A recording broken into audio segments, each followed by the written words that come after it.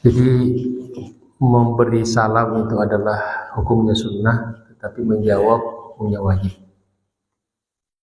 Dan di dalam salam itu ada 3 hal yang kita sampaikan kepada saudara-saudara kita. Yang pertama keselamatan, tentu dunia akhirat. Yang kedua rahmat Allah. Dan yang ketiga adalah keberkahan.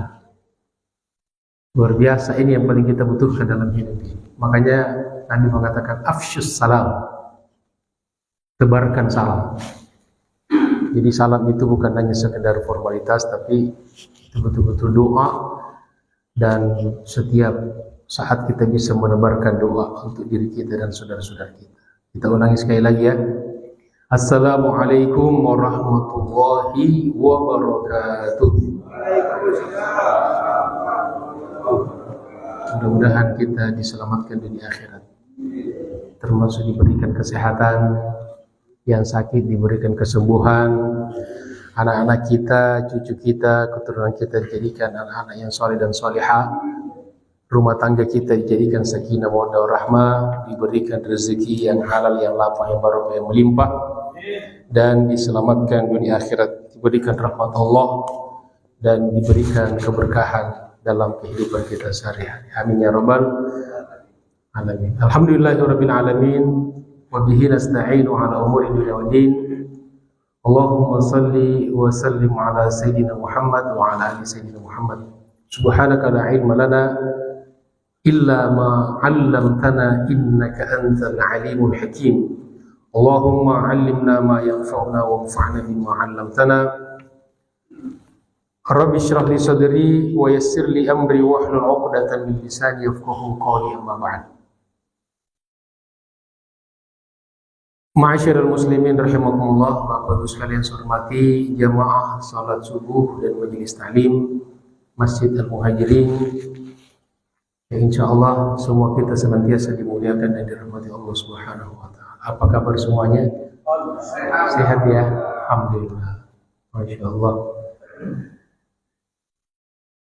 Puji syukur kita panjatkan pada Allah Subhanahu wa taala. Setelah kita salat subuh berjamaah, kita lanjut taklim, kita luruskan niat kita. Mudah-mudahan ilmu yang kita dapatkan sekecil apapun menjadi ilmu yang bermanfaat dan barokah. Juga mudah-mudahan dengan kita selalu bersilaturahim, maka Allah lapangkan rezeki kita dan Allah panjangkan umur kita. Bahkan kita niatkan iktikaf di masjid, maka duduk-duduk kita di masjid ini sambil mendengarkan ta'lim, insyaallah dicatat sebagai ibadah di sisi Allah Subhanahu wa taala. Baik, jauh pulau dari Malaka, pergi haji ke kota Makkah. Dengan bismillah ta'lim dibuka, semoga semuanya mendapatkan berkah. Jamaah sekalian dirahmati Allah Subhanahu wa taala, di kesempatan ini insyaallah kita akan membahas satu tema,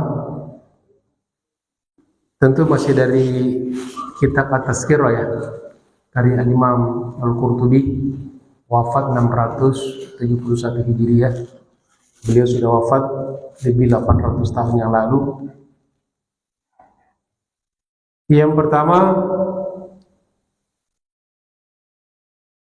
bab majaa annal bahaima tasma'u adzabal qabri wa annal mayyita yasma'u ma yuqal. Bab tentang riwayat-riwayat yang menjelaskan bahwa al-bahaim, bahimah, binatang, ya binatang, tasma'u adzabal qabri, mendengarkan azab kubur, mendengarkan azab kubur, mendengarkan orang-orang yang diazab di alam kuburnya. Wa annal mayyita yasma'u ma yuqalu, dan sesungguhnya mayit, orang yang sudah dikuburkan itu yasma, mendengar apa yang dikatakan. Jadi apa yang dikatakan orang hidup mereka bisa mendengarkan. Ya, makanya diantaranya kalau kita ziarah kubur, kita melewati kuburan kan kita disunnahkan untuk memberikan salam. Ya, kalau salam itu tidak bermanfaat, bagi mereka buat apa? Ya kan? Jadi cuma mereka tidak bisa membalas. Jadi jangan seperti salam kita, assalamualaikum, dijawab waalaikumsalam. Jadi kalau kita salamnya ke ahli kubur, assalamualaikum ya ahli kubur, jangan tunggu jawaban. Ya, tiba-tiba ada yang waalaikumsalam, wah, malah kita kabur gitu. Ya, cuma sekalian. Di sini Al-Imam Al-Qurtubi kemudian mengutip beberapa riwayat dari para guru-guru dan para ulama. Yang pertama, riwayat Imam Muslim di dalam kitab Al-Jannah, hadis nomor 67 dan 68. Saya bacakan riwayatnya. Anna Nabi sallallahu alaihi wasallam, sungguhnya Nabi sallallahu alaihi wasallam, bainama huwa fi ha'itin li Bani Najjar, suatu ketika beliau berada di satu perkebunan milik kabilah atau suku An-Najjar. An-Najjar itu nama kabilah, nama marga, suku. Ala balghatihi, beliau sedang menaiki keledainya. Jadi Nabi itu punya tunggangan, jadi kendaraan. Kalau kita sekarang seperti motor lah ya, ya, onta. Nah, beliau dalam aktivitas sehari-hari yang jarak dekat itu menggunakan balgoh, baglah ya, baglah itu keledai, keledai. Saya sering terbalik-balik, susu kedelai, susu keledai. Ya, binatang ya, hewan.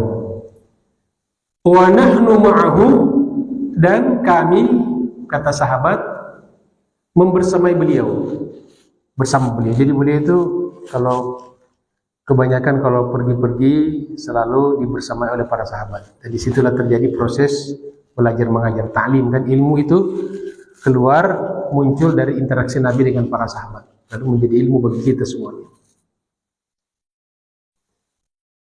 Idh hadat bihi, tiba-tiba tunggangan beliau itu, yaitu seekor keledai, masya Allah, Allahumma sholli ala Muhammad. Tiba-tiba kaget, ya, fakadat tulqihi, dan karena dia kaget sampai Nabi hampir jatuh, lompat itu namanya kan, keledainya. Wa idza kuburun, ternyata di situ ada kubur. Faqala Nabi sallallahu alaihi wasallam, lalu Nabi bertanya, man ya'rifu ashab hadhil kubur, siapa yang mengetahui pemilik kuburan ini? Artinya siapa yang tahu orang-orang yang dikuburkan di sini? Ya. Faqala rajulun, maka berkatalah seseorang dari rombongan itu, ana, saya. Berarti dia tahu. Faqala, lalu Nabi bertanya lagi, famata mata haula, kapan mereka meninggal? Faqalu, lalu mereka berkata, matu fil isyraq, mereka itu meninggal di zaman kemusyrikan. Ya, jadi ada zaman kemusyrikan, ada zaman fatrah. Ya, jadi orang tua Nabi itu meninggal hidup pada zaman fatrah. Ya, makanya orang tua Nabi tidak masuk neraka. Seperti kata orang, kan ada orang sekarang dakwah perjuangannya itu bagaimana memasukkan neraka orang tua Rasulullah SAW. Apa keuntungannya kita menggiring opini umat untuk memasukkan orang tua Nabi masuk neraka.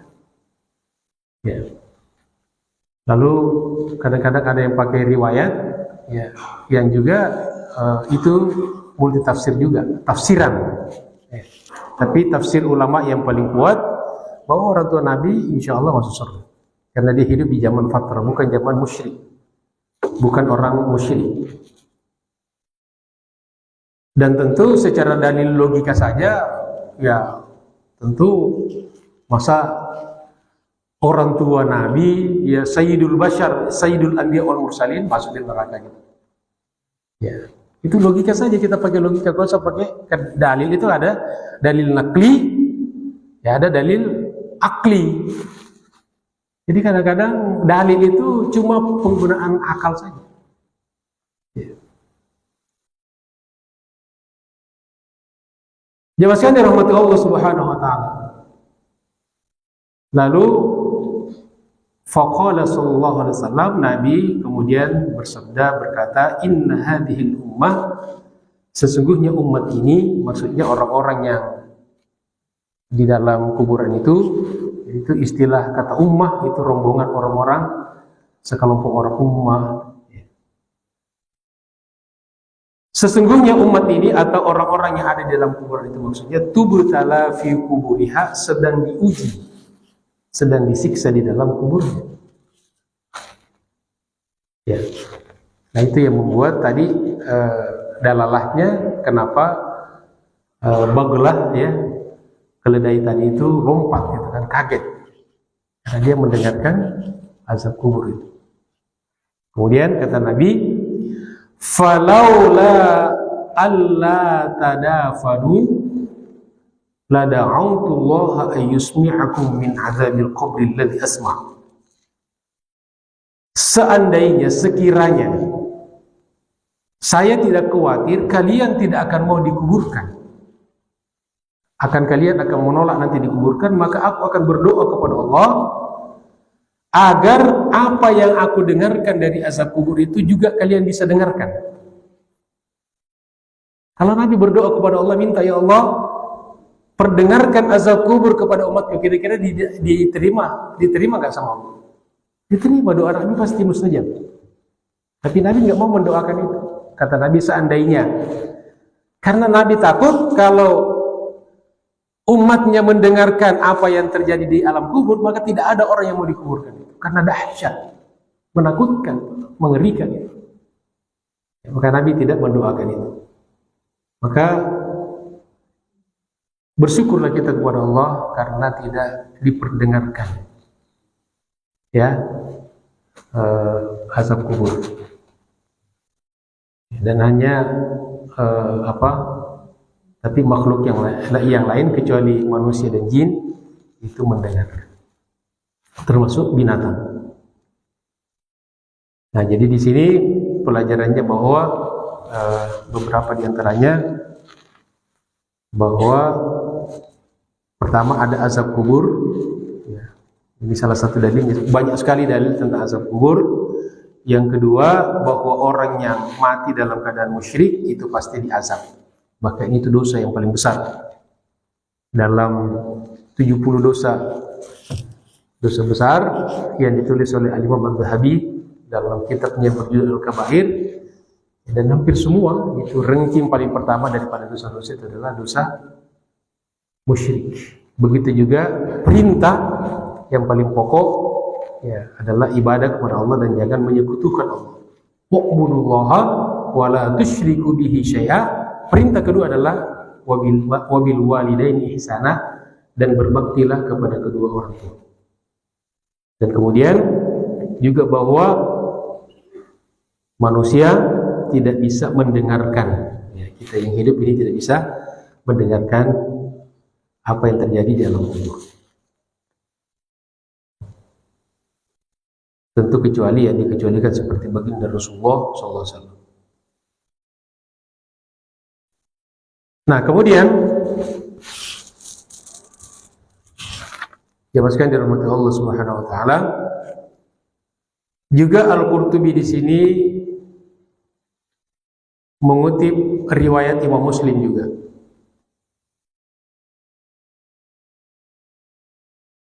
anna Rasulullah SAW, sesungguhnya Rasulullah SAW waqafa ala qatla Badri.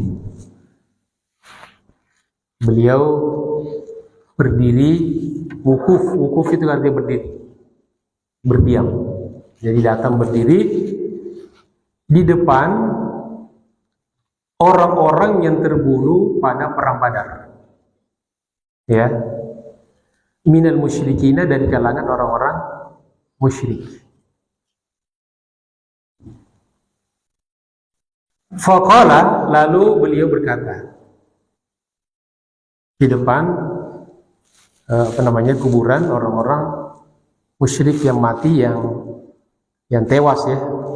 Jangan bilang gugur, kalau orang-orang musyrik seperti tewas. Lalu beliau berkata, ya fulan ibni fulan. Ya fulan ibni fulan. Disebutkan namanya satu-satu. Karena lawan Nabi dan lawan umat Islam di perang Badar itu ada banyak juga orang-orang yang dari kerabatnya yang tidak masuk Islam kan. Jadi beliau kenal, dan beliau ini orang familiar, bergaul ya dengan orang-orang di Makkah. Jadi beliau menyebutkan nama-namanya, terutama tokoh-tokohnya kan, pimpinan-pimpinan pasukan musyrik yang sudah tewas itu. Ya fulan ibni fulan, ya fulan ibni fulan. Hal wajadtum ma wa'adallahu wa rasuluhu haqqa? Apakah kalian telah mendapatkan apa-apa yang telah dijanjikan Allah dan Rasulnya telah benar, hak, nyata? Fa inni, karena sesungguhnya aku, wajadtu ma wa'adani rabbi haqqa, aku telah mendapatkan apa yang telah dijanjikan oleh Allah kepadaku. Hak, benar. Ya. Jadi ngomong kepada orang yang meninggal, yang telah meninggal itu, yang telah tewas dari orang-orang musyrik. Faqala Umar, lalu Umar bertanya, "Loh, kok ini Nabi aneh kok ngomong sama orang meninggal?"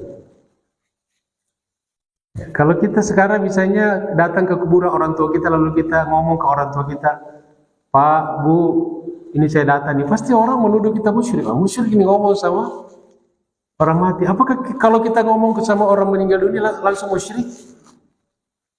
Nabi ngomong kepada orang meninggal. Salam itu aja omongan kita. Salam kepada ahli kubur, ya assalamualaikum ya ahli kubur. Kan kita ngomong kepada ahli kubur. Apa kita musyrik? Lalu kata Umar, faqala Umar, ya Rasulullah, wahai Rasulullah, kaifa tukallimu ajsadan la arwaha fiha? Bagaimana engkau mengajak berbicara jasad-jasad yang tidak punya ruh lagi, yang sudah meninggal dunia? Qala, lalu Nabi menjawab, Nabi bersabda, ma antum bi asma'a lima aqulu minhum. Kamu tidak lebih mendengar daripada aku. Ya. Jadi kalau kamu tidak mendengar, saya dengar. Karena Nabi Rasulullah punya mukjizat. Kalian tidak mendengarkan apa yang aku dengar dari mereka, dari orang-orang yang sudah meninggal dunia. Ghaira annahum la yastati'una ay yaruddu 'alaikum syai'a. Hanya saja mereka tidak sanggup untuk menjawab dan ngomong balik kepada kalian karena sudah di alam barzakh. Mereka tidak bisa jawab. Dan bahaya juga ya kalau kita bisa berdialog, lama bisa di kuburan itu kan. Begitu kita ziarah kubur, anaknya karena sedih ingat kebaikan-kebaikan jasa-jasa orang tuanya, "Ma, ini anakku gini-gini." Kata ibunya, "Sabar ya nak." Gitu. Oh, bisa tiap hari datang itu kan. Jadi ada hikmahnya juga ya. Ya maksudnya dirahmati Allah Subhanahu wa taala. Dan kalau diperdengarkan ramai di dalam kubur kan. Kita mungkin nggak bisa tidur nih, terutama yang tinggalnya dekat kuburan, apalagi orang-orang Jakarta, orang-orang Betawi kan banyak yang dikuburkan dekat rumahnya. Saya dekat rumah saya di Jatiwaringin ada 2 kuburan tuh di jalan, dikit. Ya, karena memang tradisi kebiasaan orang-orang Jakarta Betawi dulu yang meninggal biasanya dikuburkan dekat rumah. Beda dengan di Jawa, di Sulawesi memang ada tempat-tempat pekuburan. Tapi sekarang di beberapa daerah sudah dilarang, nggak boleh. Jadi harus di pemakaman resmi. Ya. Jamaah sekalian dirahmati Allah Subhanahu wa taala. Kemudian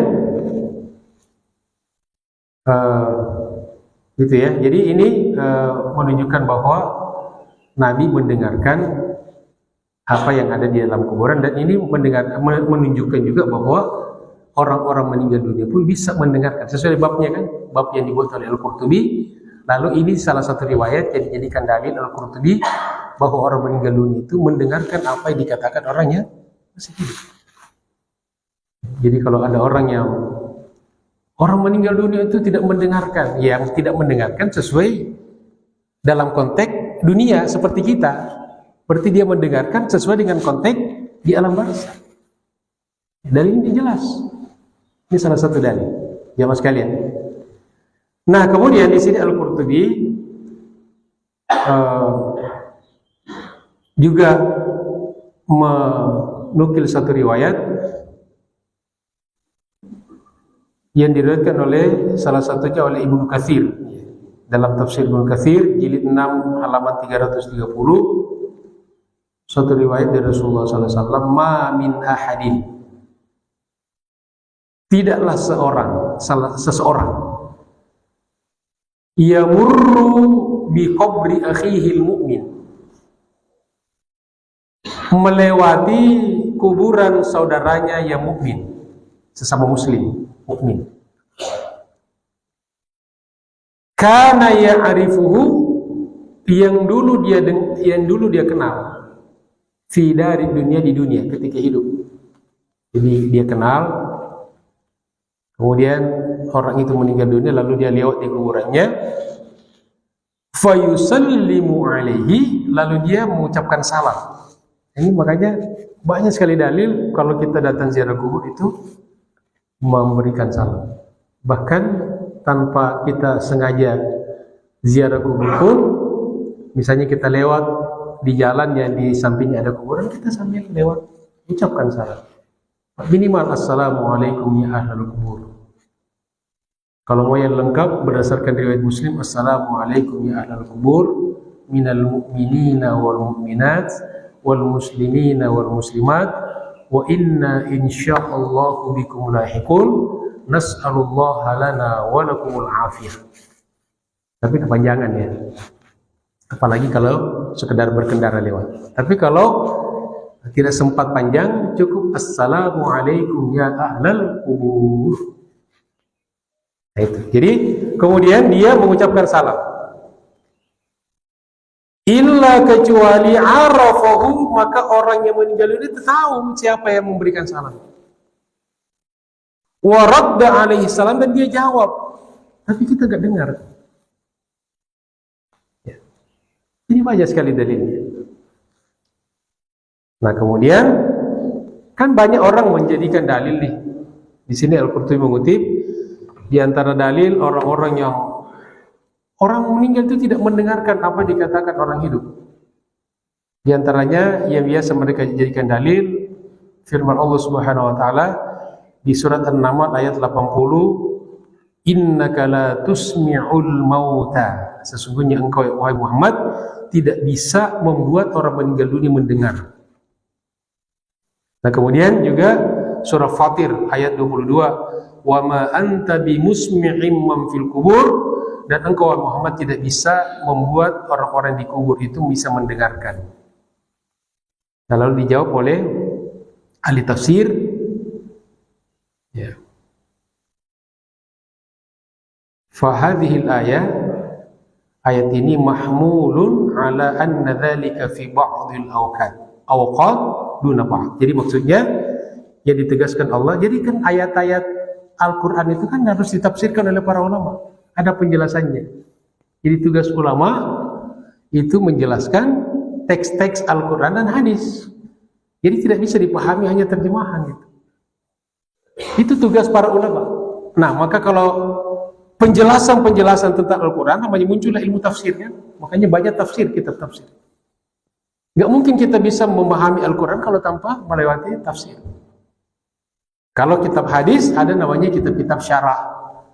Misalnya penjelasan tentang kitab Sahih Bukhari Salah satu syaratnya kan banyak yang mensyarah Sahih Bukhari. Ibnu Hajar Al-Asqalani dalam kitabnya Fathul Bari, itulah kata ulama, syarah paling lengkap, paling akurat tentang Sahih Bukhari. Ya, jadi hadis-hadis Sahih pun harus disyarah, harus diberikan penjelasan, dan itu yang menjelaskan ulama, bukan orang-orang seperti kita. Nah, maka kata ulama, maksudnya itu bisa terjadi pada saat-saat tertentu. Jadi kadang-kadang mereka tidak bisa mendengarkan, kadang-kadang bisa mendengarkan. Seperti halnya kita orang hidup, kan kadang-kadang kita mendengar, kadang-kadang tidak. Artinya pendengaran kita itu bukan tidak difungsikan, tapi kadang-kadang ada, tiba-tiba kita duduk di masjid ini, ada orang ngomong, sebagian dengar, sebagian tidak dengar. Kenapa? Karena mungkin yang lain lagi ngobrol, tidak fokus. Kamu dengar tadi enggak? Ya saya dengar, saya enggak dengar. Ya padahal dia tidak budak, kan tidak tuli. Jadi itu fi ba'dil awqati duna ba'din. Jadi bisa terjadi di saat-saat tertentu dan juga dan tidak di waktu yang lain. Wa qala ba'duhum, dan berkata ahli tafsir yang lain, fi ba'dil ashkhas duna ba'din. Nah, jadi bisa juga maksudnya itu terjadi pada beberapa orang tertentu dan juga tidak terjadi pada orang tertentu. Ya, jadi tidak umum. Ya, jadi itu khusus.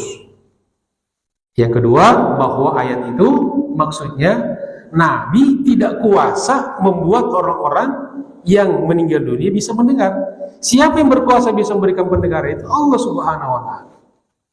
Yang bisa memberikan pendengaran kepada orang meninggal, orang hidup, Allah Subhanahu wa Ta'ala, bukan Rasulullah SAW. Rasulullah SAW cuma menyampaikan.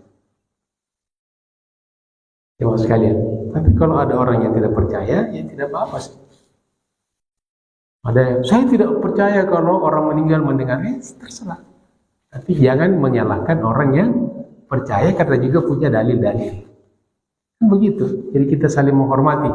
Nah sekarang ada orang ya tidak setuju dengan pendapat orang, tapi dia menyerang orang, menyalah-nyalahkan orang. Itu yang membuat umat jadi gaduh, gampang menyalah-nyalahkan. Perbedaan pendapat biasa. Jangankan kita seperti ini, orang-orang dulu, para ulama, bahkan sahabat Nabi juga ada terjadi perbedaan pendapat di antara mereka, tapi mereka tidak saling memvonis.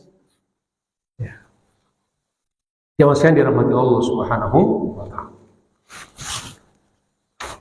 Nah kemudian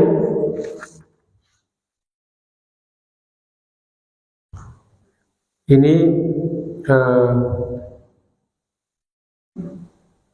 karena ini sudah masuk tema lain ya. Saya kira itu saja ya. Kita buka tanya jawab saja. Silakan yang mau menambahkan, yang mau bertanya silakan. Ya. Jadi Rasulullah